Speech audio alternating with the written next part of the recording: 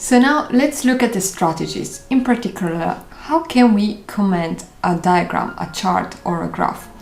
As I said, we are going to look specifically on mathematical diagrams because those are usually the most difficult one. And we are going to first focus on the movement verbs. So let's look at the graph. Look at the segment AB. We can see that a trend undergoes a small momentary fall and then quickly recovers, and it creates like a V. So in this case we say that it dipped, which means precisely that it went down and up again. Then if we look at the segment BC, we see that the graph goes drastically down, and so we can use the word plunged, so it dropped very low.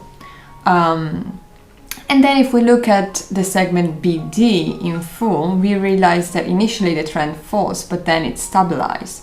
So we can use the verb leveled off. So after that, we can see that D quickly goes up to F. So it has a drastic increase, and we can use the verb soared or rocked. Then if we look at the segment FH, we can see that it is regularly going from high to low values. We can say that it fluctuated. So it doesn't have either definitive upward or downward trend. We can also say hover, that literally means wandering around. G is a peak as deep as F, so we can use the verb hit a low. And then segment IJ is increasing, but not as dramatically as DF. So in that case, we can say that it rose gradually. And remember that rose is not like the flower, but is the past tense of rise.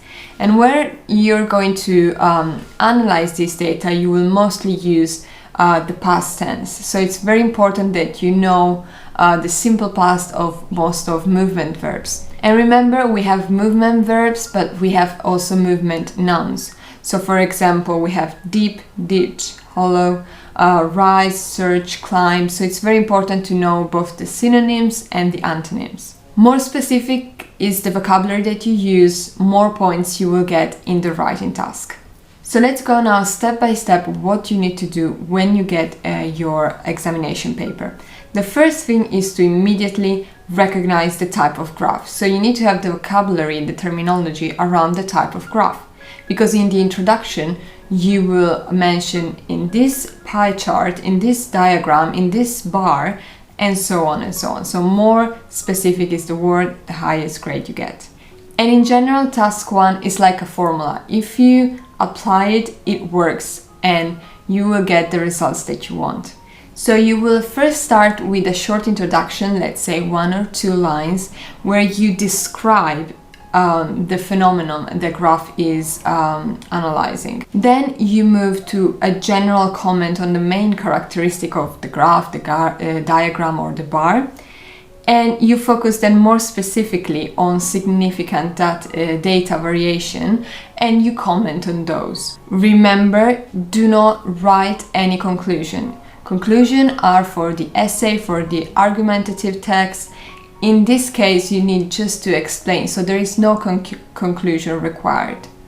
And also very important, once you get your examination test, you need to read very carefully the delivery and follow it step by step. If you miss some of the points of the delivery, your grades will drop significantly. And also another common mistake is using a different unit of measurement. So first of all, when you get the graph, please check the unit of measurement. It could be feet, inches, centimeters, meters, and check also the time frame that the graph focuses on. Check if it's the present, in the past, or in the future, so that you will know also what kind of verbs, tenses you are going to use. Then look at the axis, what those axes describes. This is very useful for the introduction because it will help you to describe the graph. In the introduction, you can also consider to paraphrase the question, the delivery, but be careful not to copy and paste what has been written. And remember, it's not like at high school or in some cases at university that more you write, the better you are, the more intelligent you are, the highest grade you get. It is not like that. They will give you a specific number of words that you can use.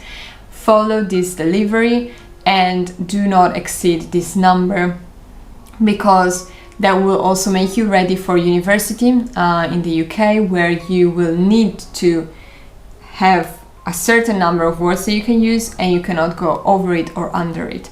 Otherwise, you can get even a 0 on an exam, which is not something that we want to.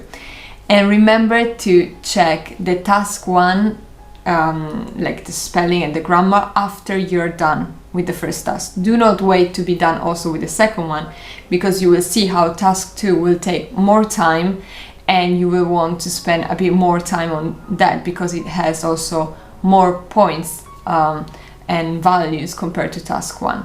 So I hope that this strategies has helped you, and go and practice. You will see that with these tips you already have visible results in your tests.